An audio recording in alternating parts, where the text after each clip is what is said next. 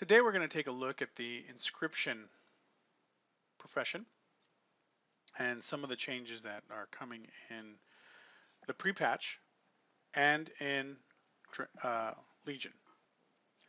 So let's take a look at the new interface. You can see that it's a lot larger. It's got two new tabs, or one new tab. Well, really it's got two tabs, the Learned tab and the Unlearned tab. We'll take a look at the Unlearned in just a second. So let's first take a look at what we have now in pre-patch. So when we look at the new interface, we can see that there's a lot more information given to us on any particular item that we want to craft. When we click on war paints, for example, we have all of this information very neatly and well presented to us so that we know exactly what we're going to craft and what to expect when we craft it. Here's just another example. Now let's take a look at the ancient inscriptions. Keep in mind that the inscriptions are changing completely in Legion. So this is why this video is very important, so you know what's going to happen, at least as of beta.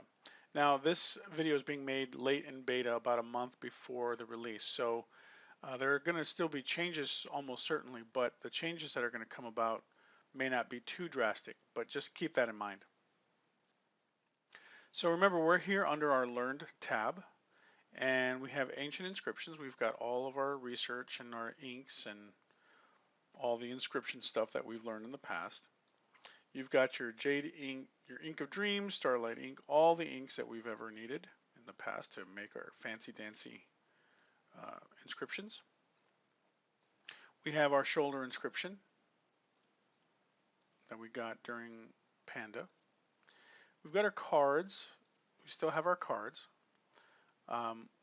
We have this quest one, which I never used actually. And of course we've got our wands and our staves and our offhands, our toys.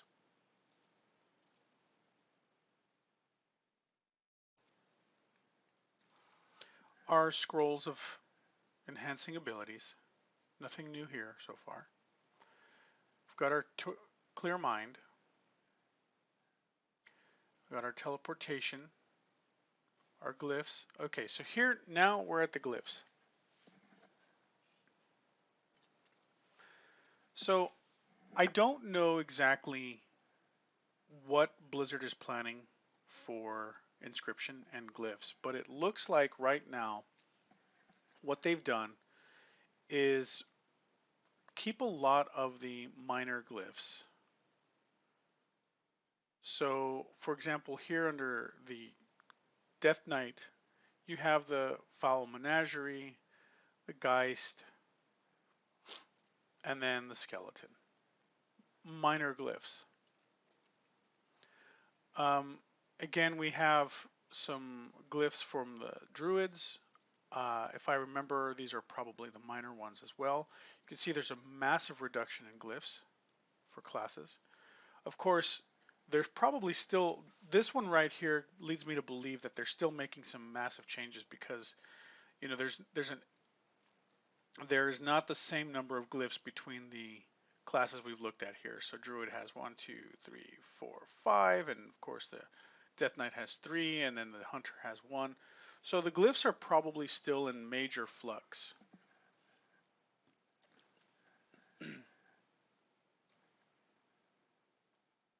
We'll just keep clicking through some of these so you can see. I'm not going to click on each of the glyphs. I don't think that the glyphs have really changed all that much, if at all, but I'm just going to click through each of the class so you can see how many are actually going to remain or are in place at this point in beta, and you can look them up, or look them up and look at, see what they do. But you can see that the glyphs are taking a massive hit. And again, I don't know what's going to actually happen. I don't know if they're going to replace all these glyphs, if they're going to give some sort of minor effect for each class. and these are the ones that they've settled on so far, or if they're going to get rid of the glyphs altogether.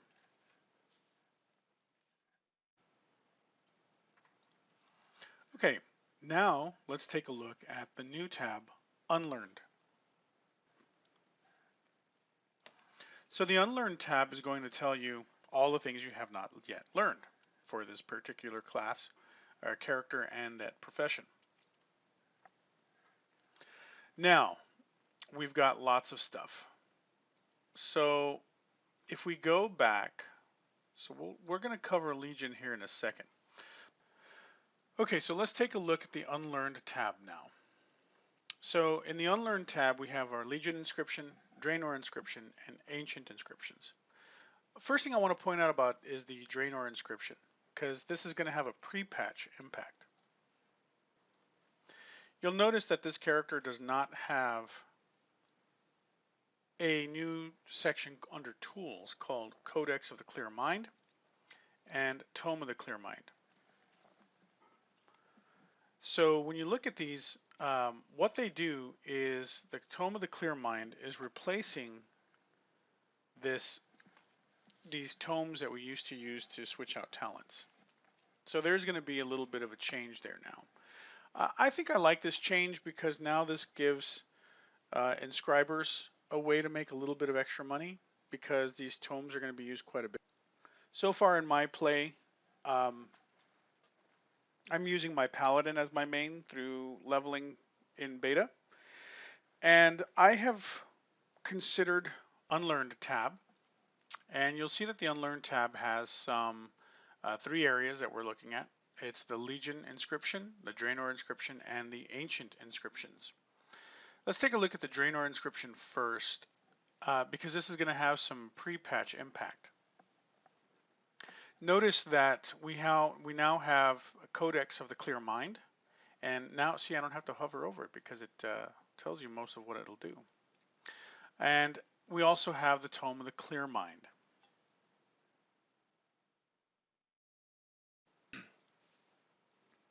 Now this has some pre-patch impact because when the pre-patch actually hits, these old tomes will no longer be usable. So inscribers will need to go get working and cracking to start creating these Tome of Clear Mind. And these Codex of Clear Mind, so these allow nearby players to actually craft them. So we're going to go ahead and see, can we create one?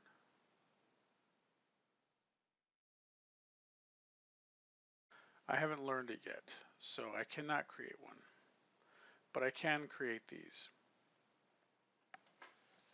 Notice the other thing that this gives you. It says you have to use 20. I guess these are paints here. So those will probably be some. I'm not sure what this information is here. Oh, I see. You can go and learn it for. You go to the vendor. So that's cool. It tells you where to get it. Actually, I didn't even see that. And this is a world drop. So if I wanted to go grab this, I could go out and adventure for it over in Draenor and grab it. I don't think I'm going to do that right now.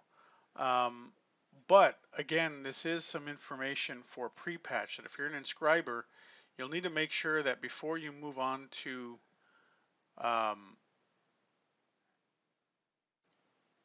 like if this is like an alt or something like that, and you don't play it right away once the launch is taken place, you'll want to make sure you go out and adventure a little bit, because if you before the patch or before the actual expansion release, we're going to be playing in Draenor anyway, so you're likely to get this as a world drop.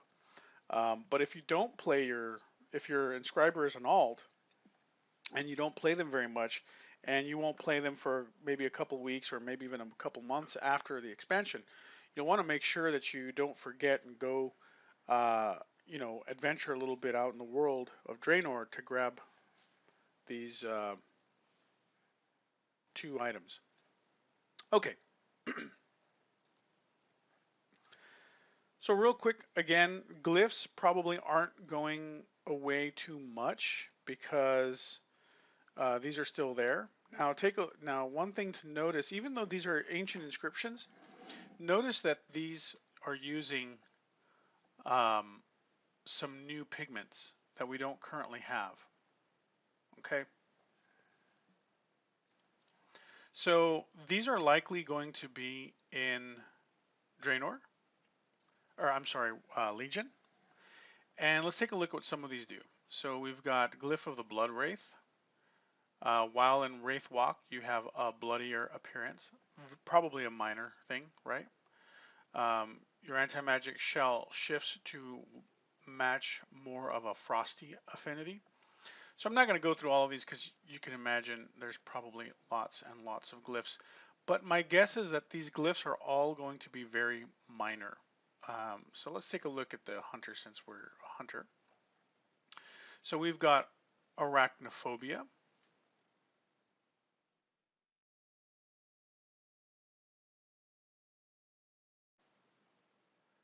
And then we've got Nezingwari's Nemesis Hunter.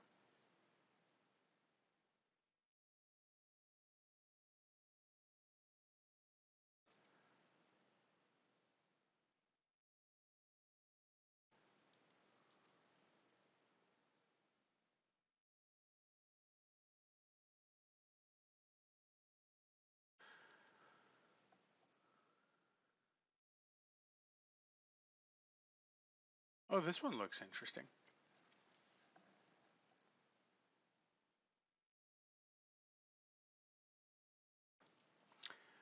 The thing about this dire stable yet, so I have not, obviously I haven't crafted these yet, but I'm not sure if this has a combat effect or if it's just a visual one. But that one sounds kind of interesting. Let's see.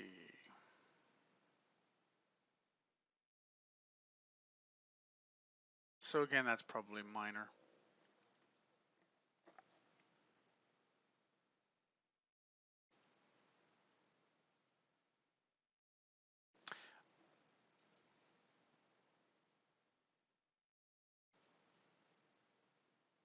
Okay. I'm not going to post all of them. As you can see, there's tons and tons of different ones. So I'm going to go ahead and just move on to the Legion inscriptions. So now, Legion inscriptions. So at the top, we have Prophecy Tarot and Dark Moon cards. These are pretty standard for inscribers.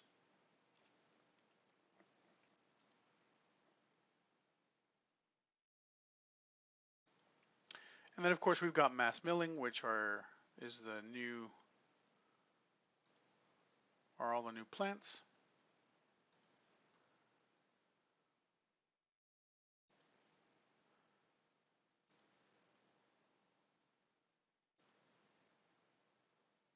Okay. Just a quick note, if you're a herbalist, these are going to go really, really well. Like you're going to want to farm these, and at the start, just sell them. If you have another um,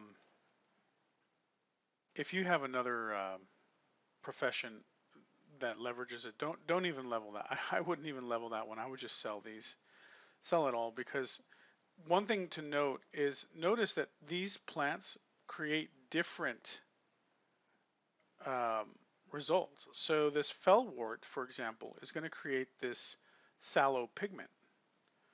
This Fjarnskugal is going to produce a roseate pigment, as will this starlight. And the cerulean.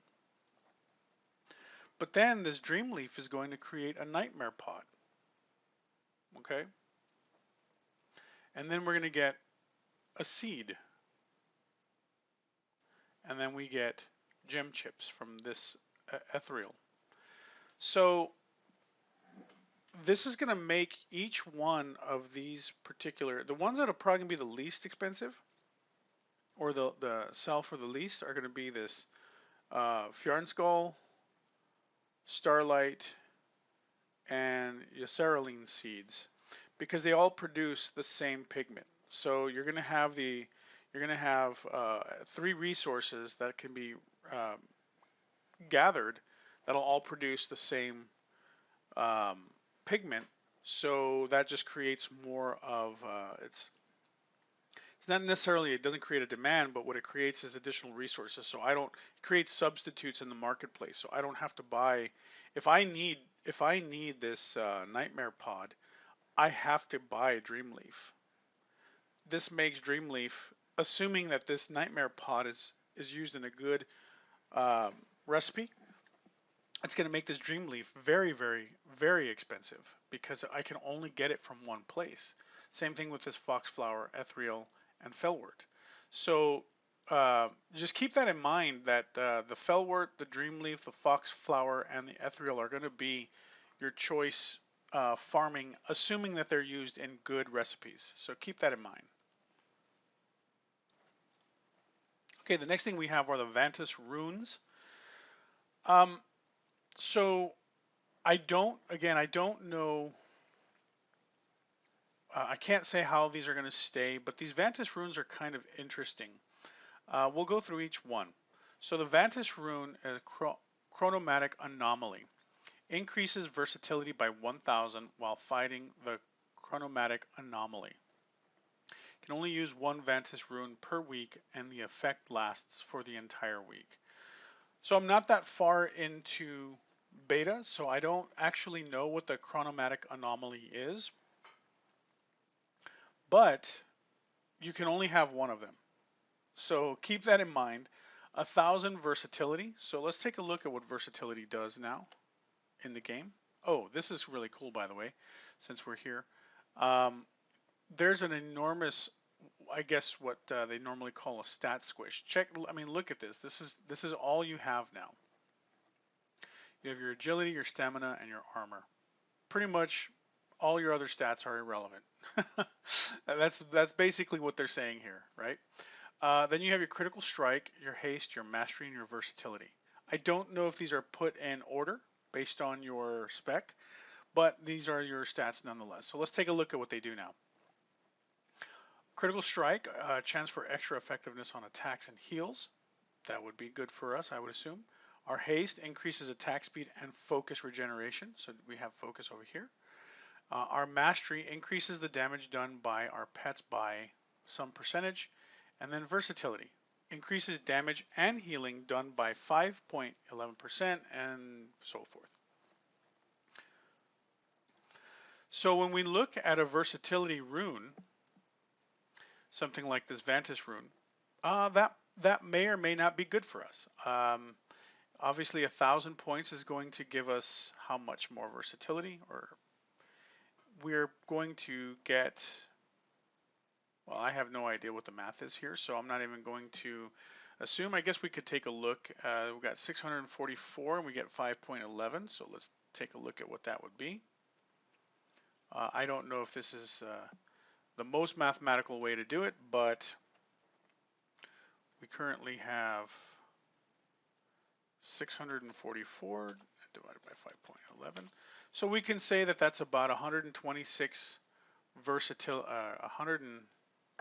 We get about 1.1% for every 126. So if we take 1000,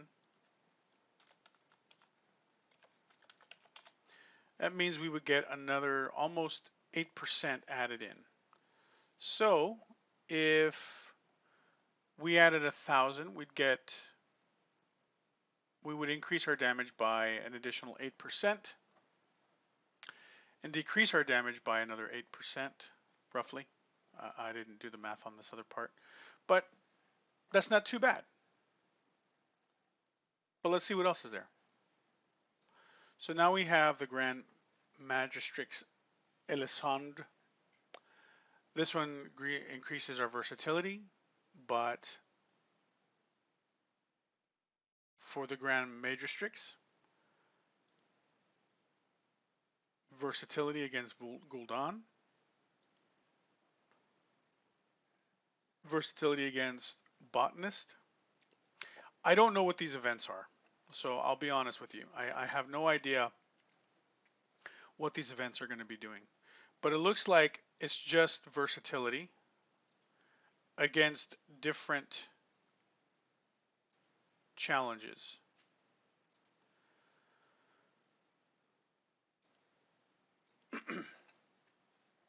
Versatility there.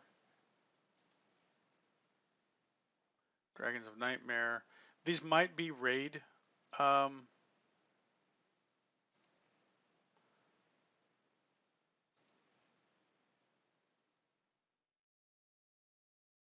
so these all do versatility. So that's your Ventus runes. Again, I don't know what these events are. It's probably either a raid or maybe a world event or something like that. You can have one on you at a time. It lasts a week. I don't know if they will, like if you could cast one and then take it off and choose a different one, who knows? Um, Probably some of you who are farther along in the beta know. But now let's take a look at the ranks. So rank 1 grants a Ventus rune. You can craft it. Rank 2 allows you to, it reduces the materials and then reduces the materials. So that's kind of disappointing that they use the rank. And here's why. At some point, these materials are going to become trivial. There'll be so many people in the economy that will be using these. I mean, I remember in Draenor, of course, Draenor was a little bit different because we all had our gardens, so that might play a big factor. It's going to depend on how readily available the nodes are to pick. I've been doing mining and I run across a lot of mines all the time. So it's an interesting balance because if the more rare you make an item, the more expensive it becomes. So herbalists and miners theoretically should be among the most, and Skinner's not so much, but herbalists and miners should be among the wealthiest professions in the game because they go out and they gather the raw materials and then they sell it for different people to craft different things. The problem is that when you have a glut of things to harvest, that brings down the price. But you have to have a lot in order to sustain people crafting. But not really, because at that point, that's where the economy comes in, and it says, hey, look, if there's a high, if I go out and I farm, a stack of 200 minerals, I post them on the auction house, and I sell them for an obscenely high amount of money within 30 seconds after posting them. Well, that's going to prompt me to go out and harvest more. On the other hand, if there's only one person who can buy it because there's so little demand, or there's such a huge demand and there's very little of it to go around, but only one person's able to buy it because that person has all the money, well, then that kind of makes other players not be able to craft, right? So that creates a frustration.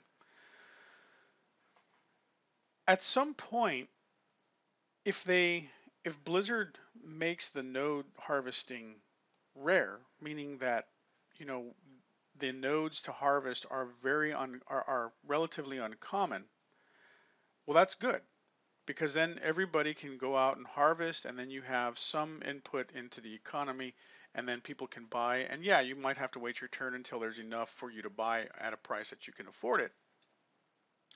The problem is, though, is what happens with the harvesting is Blizzard then has abilities on their ranks of harvesting that offset any rarity that they may create.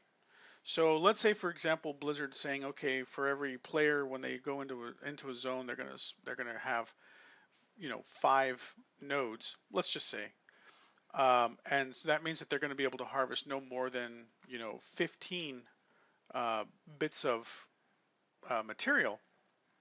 Well, okay, that creates scarcity, which increases price, right? and also increases demand. So that makes players have to go out and farm more in order to keep up with the demand. But then if Blizzard then says, oh, but if you get a rank of 3 and now instead of collecting 15, you're going to collect 3 times the amount. So now you're going to collect 45. Well, at that point, Blizzard has just circumvented its own attempts to keep an economic equilibrium. So I think that I think that these are going to go down in price very relatively quickly as people get their professions up. So I think that I said all of that to say this, that I think that um, these ranks here are they're not they're not very well thought out.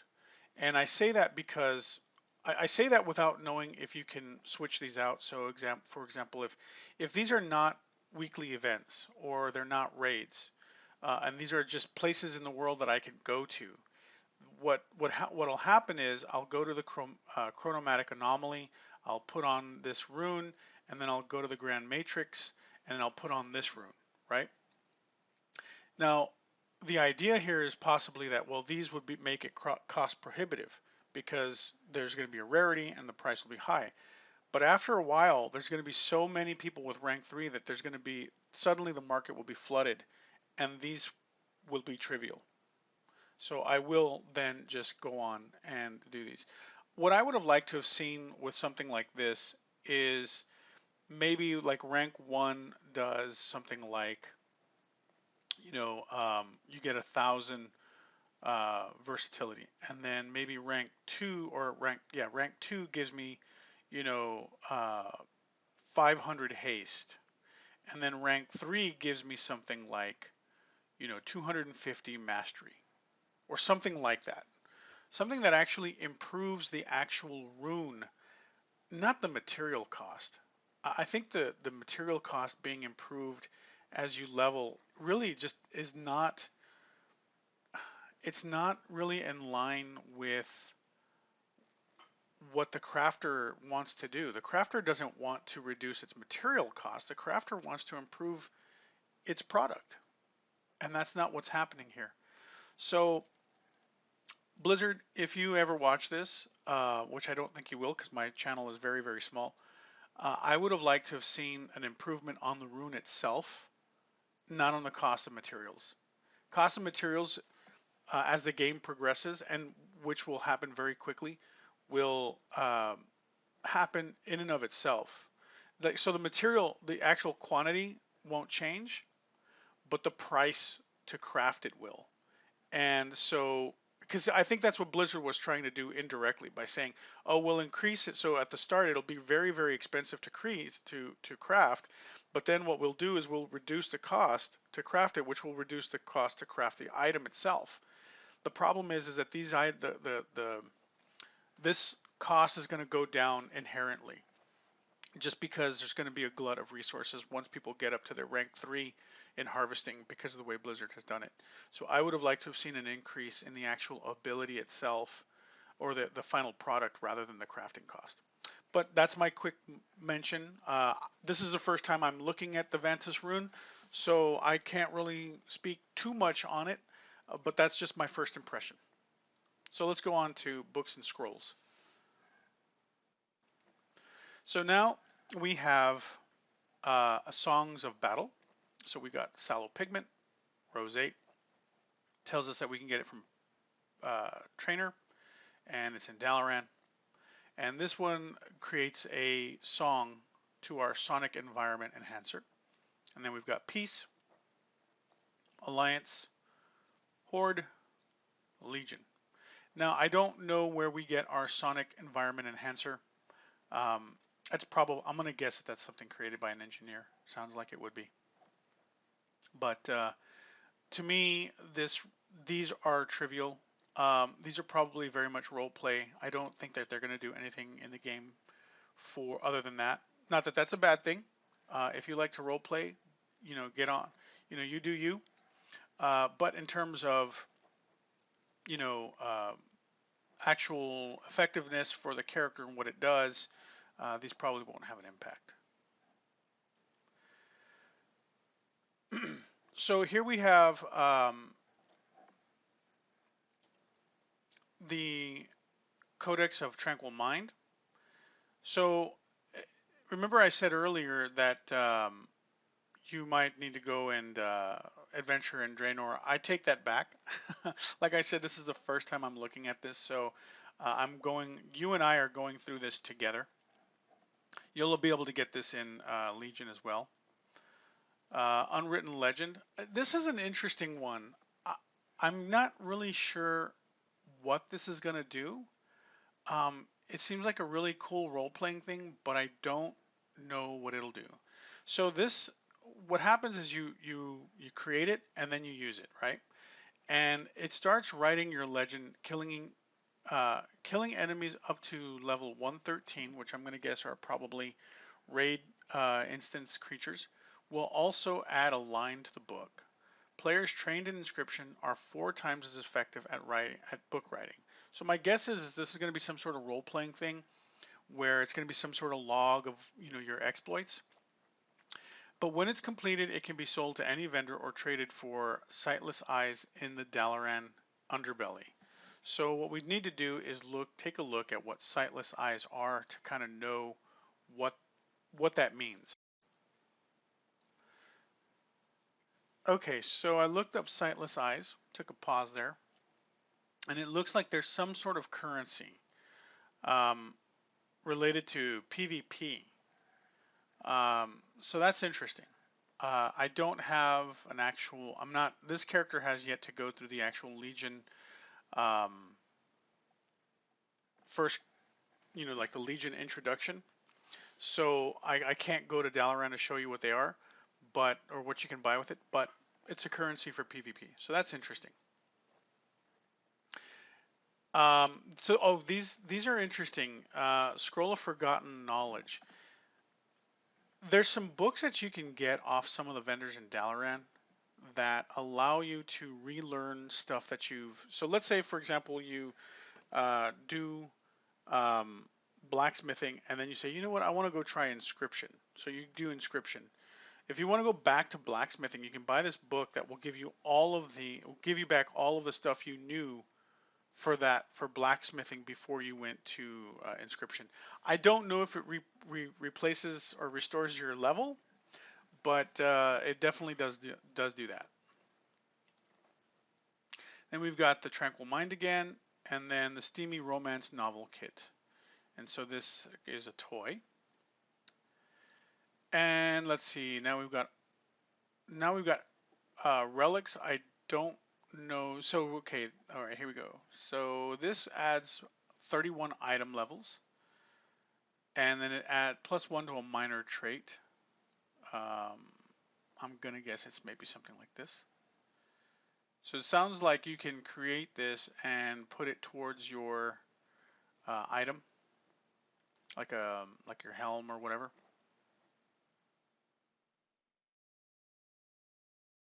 It's a frost artifact relic. I have no idea how this is going to work. Life artifact relic. So I honestly don't know. These might have something to do with artifacts, or the player artifacts. I'm not sure. But that's it. That is your Inscription preview.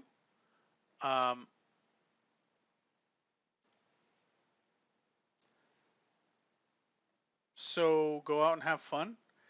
And sorry about that little pause there.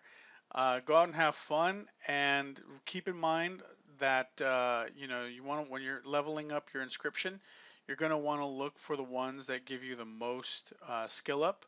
This is frustrating here, actually, now that I'm looking at it, that they don't have the skill up on this one listed here. So it looks like you're probably going to want to craft your turrets. Now these are going to be expensive to craft at the very beginning. For 50 rose pigment, that's going to be pretty expensive. So just keep that in mind, because these are going to be pretty hefty. And these first two require two different types of pigments. So if you're not a gatherer on your inscriber like this character is, this character is a leather worker and inscriber, it's going to be very expensive for to do this at the very beginning. These don't have how much they increase, which is frustrating. But look, see, all of these have